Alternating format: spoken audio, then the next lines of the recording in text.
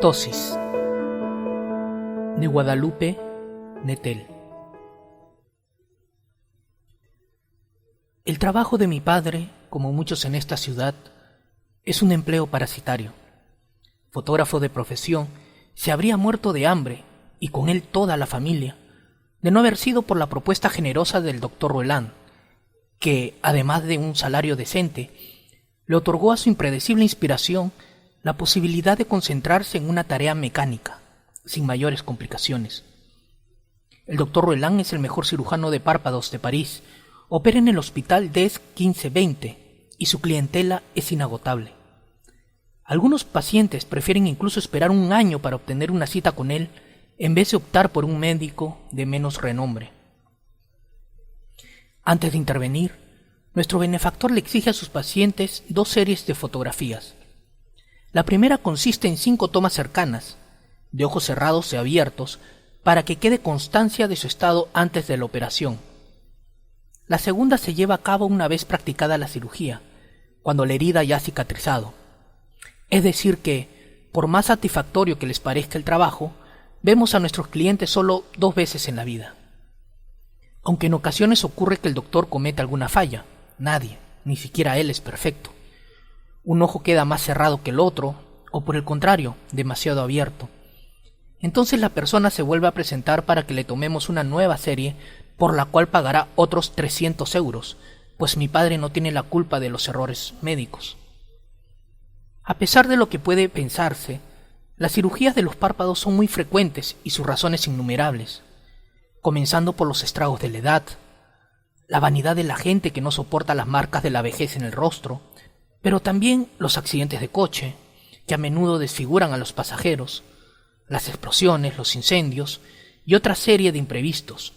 La piel de un párpado es de una delicadeza insospechada. En nuestro negocio, cercano a la Place Gambetta, mi padre tiene enmarcadas algunas fotografías que tomó durante su juventud. Un puente medieval, una gitana tendiendo ropa junto a su remolque, o una escultura expuesta en el Jardín de Luxemburgo, con lo que ganó un premio juvenil en la ciudad de Rennes. Basta verlas para saber que, en una época muy lejana, el viejo tenía talento. Mi padre también conserva en sus paredes obras de factura más reciente, el rostro de un niño muy bello que murió en el quirófano de Roland, un problema de anestesia, cuyo cuerpo resplandece en la mesa de operaciones, bañado por una luz muy clara, casi celestial, que entra de manera oblicua por una de las ventanas. Comencé a trabajar en el estudio a la edad de 15 años, cuando decidí dejar la escuela. Mi padre necesitaba un ayudante y me incorporó a su equipo. Aprendí entonces el oficio de fotógrafo médico especializado en oftalmología, aunque después, con el paso del tiempo, me fui encargando de las labores de oficina, entre ellas la contabilidad del negocio. Pocas veces he salido a la ciudad o al campo en busca de una escena que inspire a mi veleidoso lente. Cuando paseo, generalmente lo hago sin la cámara, ya sea porque se me olvida o por miedo a perderla. Confieso, sin embargo, que a menudo, mientras camino por la calle o por los pasillos de algún edificio, siento deseos repentinos de tomar una foto, no de paisajes o puentes como hizo alguna vez mi viejo, sino de párpados insólitos que de cuando en cuando detecto entre la multitud.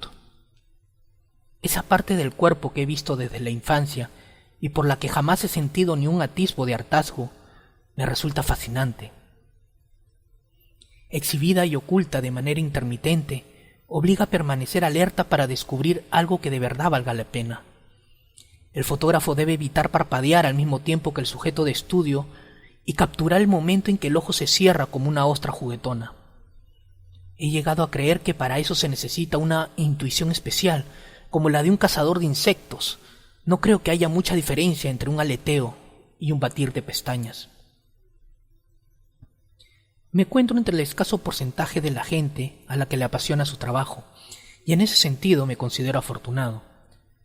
Pero esto no debe causar confusiones. Nuestro oficio tiene algunos inconvenientes. Por el estudio pasa toda clase de individuos, la mayoría de las veces en situaciones desesperadas. Los párpados que llegan hasta aquí son casi todos horribles. Cuando no causan malestar, dan lástima. No es gratuito que sus dueños prefieran operarse. Al transcurrir los 2 meses de convalecencia, cuando los pacientes, ya transformados, regresan por la segunda serie fotográfica, respiramos con alivio. Esa mejoría pocas veces alcanza el 100%, pero cambia por completo un rostro, su expresión, su gesto permanente. En apariencia los ojos quedan más equilibrados, sin embargo, cuando uno mira bien, y sobre todo cuando uno ha visto ya miles de rostros modificados por la misma mano, descubre algo abominable. De algún modo, todos ellos se parecen. Es como si el doctor Roland imprimiera una marca distintiva en sus pacientes, un sello tenue, pero inconfundible. A pesar de los placeres que otorga, esta profesión, como cualquier otra, termina causando indiferencia. Recuerdo haber visto pocos casos verdaderamente memorables en nuestro establecimiento. Cuando esto ocurre, me acerco a mi padre, que prepara la película en la trastienda, y le pido al oído que me deje disparar el obturador. Él siempre accede, aunque sin entender la razón de mi súbito interés. Uno de esos hallazgos ocurrió hace menos de un año, en el mes de noviembre. Durante el invierno, el estudio, situado en la planta baja de una antigua fábrica, se vuelve insoportablemente húmedo, y es preferible salir a la intemperie que permanecer en esa cueva gélida y oscura por las necesidades del oficio. Mi padre no estaba esa tarde y yo, muerto de frío junto a la puerta, me entretenía con las indecisiones de la lluvia, mientras maldecía a una clienta que tenía más de un cuarto de hora de retraso, cuando su silueta apareció por fin detrás de la reja. Me sorprendió que fuera tan joven. Debía de haber cumplido, cuando mucho, 20 años. Un gorro negro, impermeable, le cubría la cabeza y dejaba resbalar las gotas por su cabello largo.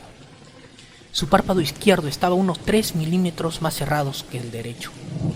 Ambos tenían una mirada soñadora, pero el izquierdo mostraba una sensualidad anormal. Parecía pesarle.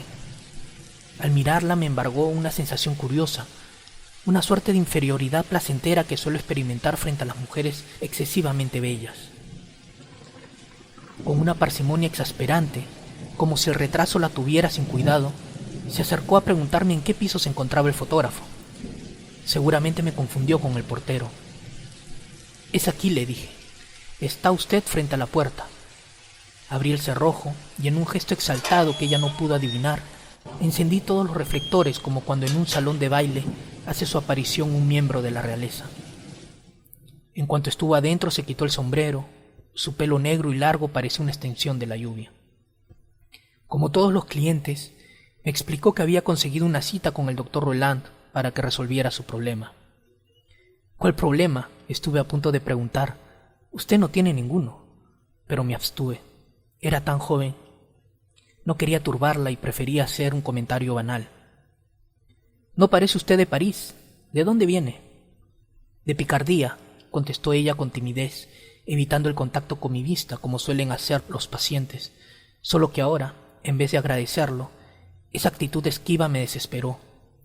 Hubiera dado cualquier cosa por seguir mirando durante la tarde entera ese párpado pesado y al mismo tiempo frágil, y habría dado el doble porque esos ojos se fijaran en mí. «¿Le gusta París?», pregunté yo, empleando un tono falsamente distraído. «Sí, pero no podré quedarme mucho tiempo.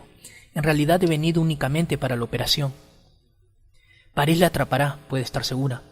Cuando menos lo imagine, se vendrá a vivir aquí». La muchacha sonrió bajando la cabeza. «No lo creo. Quisiera volver cuanto antes a Pontoise. No me gustaría perder el año por esto». La idea de que esa mujer viviera en otra ciudad bastó para deprimirme. Empecé a sentirme malhumorado. De manera repentina, quizá un poco brusca, interrumpí la charla para ir a buscar la película. «Siéntese aquí», le apuré al regresar. Nunca en mi vida profesional había sido tan poco amable. La muchacha ocupó el banquillo y se echó el cabello hacia atrás, poniendo su rostro en evidencia. «No sé si usted está enterada», le dije simulando compasión. «Los resultados nunca son perfectos. Su ojo no será jamás igual al otro. ¿Se lo ha explicado el doctor?». Ella sintió en silencio. «Pero también me dijo que los 2 párpados quedarán a la misma altura. Para mí es suficiente». Me disponía a enseñarle una serie de fotografías de operaciones sin éxito, con el fin de desanimarla. Pensé en decirle que, de cualquier manera, quedaría con el sello inconfundible de los pacientes operados por el Dr. Roland, esa tribu de mutantes. Sin embargo, no tuve el valor necesario. Sin decir una palabra, coloqué el telón de fondo blanco detrás de su cabeza, apuntando el reflector hacia sus ojos. En lugar de las 3 tomas habituales, disparé el obturador 15 veces y habría seguido así hasta el anochecer si mi padre no hubiera llegado. Al escuchar el cerrojo de la puerta, apagué los proyectores de luz. La joven se puso de pie y se acercó al mostrador para firmar un cheque donde leí su nombre en letra de colegiala. «Deséeme suerte», dijo. «Nos veremos dentro de 2 meses». No puedo describir el abatimiento en el que caí esa tarde. Revelé las fotos de inmediato. Metí las más convencionales en un sobre con el sello del hospital y conservé la que me pareció mejor lograda en el cajón de mi escritorio, una toma de frente, soñadora y obscena. Mis esfuerzos por olvidarla resultaron inútiles. Durante 3 meses esperé con auténtico terror a que viniera por la segunda serie. De ninguna manera quería estar presente. Cada lunes echaba un vistazo a la agenda de mi padre para saber en qué momento ausentarme, pero ella nunca vino. Una tarde, a principios del verano, mientras caminaba por los muelles en busca de algún párpado interesante, volví a verla. El cauce del Sena estaba sereno en esos días. Las piedras reflejaban su color verde oscuro y su vaivén oscilante. Ella también iba mirando el río, de modo que por poco chocamos de frente. Para mi gran sorpresa, sus ojos seguían siendo los mismos. La saludé con cortesía, haciendo lo imposible por ocultar mi júbilo, pero al cabo de unos minutos no aguanté más. ¿Cambió de opinión?, pregunté. ¿Decidió no operarse? El doctor tuvo un impedimento y fue necesario aplazar la fecha hasta el fin del año escolar. Mañana ingreso en el hospital. Como no tengo familia en la ciudad, permaneceré internada 3 días. ¿Cómo van sus estudios? La semana pasada presenté el examen de la Sorbona, respondió sonriendo. Quisiera mudarme a París. Parecía contenta. En su mirada advertí esa expresión de esperanza que suelen tener los pacientes en vísperas de cirugía y que otorga a los rostros más deformes un aire de candor. La invité a tomar un helado en la isla San Luis. Una orquesta de jazz tocaba cerca y, aunque desde donde estábamos no era posible ver a los músicos, las notas se oían en el muelle como si emergieran del río. La luz del sol le teñía los párpados de naranja. Caminamos varias horas, a veces en silencio, otras hablando de lo que sucedía durante el paseo, de la ciudad o del futuro que le esperaba en ella. De haber llevado la cámara tendría ahora alguna prueba, no solo de la mujer ideal, sino también del día más alegre de mi vida. Al anochecer le acompañé al hotel en donde se hospedaba, una posilga cerca de Bonne Nouvelle. Pasamos la noche juntos en una cama decrépita, en peligro constante de irse al suelo. Una vez desnudos, los 20 años de diferencia que había entre nosotros se hicieron más evidentes. Le besé los párpados una y otra vez, y cuando me cansé de hacerlo, le pedí que no cerrara los ojos para seguir disfrutando de esos 3 milímetros suplementarios de párpado, esos 3 milímetros de voluptuosidad desquiciante. Desde el primer abrazo hasta el momento en que, agotado, apagué la lamparita de noche, sentí la necesidad de convencerla. Entonces, sin ningún tipo de pudor o inhibiciones, le rogué que no se operara, que se quedara conmigo, así como era en ese momento. Pero ella pensó que se trataba de una cursilería, una de esas mentiras exaltadas que se dicen en circunstancias como esa. Prácticamente no dormimos esa noche. Si el doctor Roland lo hubiera sabido, él, que siempre exige a sus pacientes el más absoluto reposo en vísperas de una cirugía. Llegó al pabellón preoperatorio con unas ojeras que le hacían verse mayor y también más hermosa. Le prometí acompañarla hasta el último momento y después, cuando se recuperara de la anestesia, venir a verla de inmediato. Pero no me fue posible. En cuanto la enfermera entró al cuarto para llevársela al quirófano, me escapé reptando hasta el elevador. Salí del hospital hecho añicos, como quien acaba de encarar una derrota. Pensé tanto en ella al día siguiente. La imaginé despertando sola, en ese cuarto hostil con olor a desinfectante.